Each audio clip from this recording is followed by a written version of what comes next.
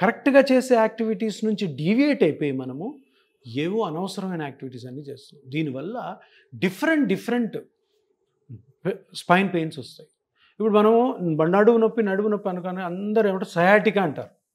Sciatica అంటే ఏంటి? అది మెడికల్ టర్మ్ కాదు, జనరల్గా కొలోక్యల్గా మనం మాట్లాడుకునేది. సయాటికా అంటే ఏంటంటే డిస్క్ స్పైన్లోంచి బయటకు వచ్చి అది నరాన్ని ఒత్తితే అప్పుడు నడుము నుంచి ఆ కాలంతా నొప్పి వస్తుంది. అంటే డిస్క్ బయటకు వచ్చి, ఇప్పుడు చూడండి, ఇది ఈ రెండు బోన్స్ మధ్యలో ఇది డిస్క్ బ్లూగా ఉంది కదా, ఈ డిస్క్ కరెక్ట్గా ఇదే ప్లేస్లో ఉంటే దాని వెనకాల ఉన్న నరం మీద ప్రెషర్ పడదు.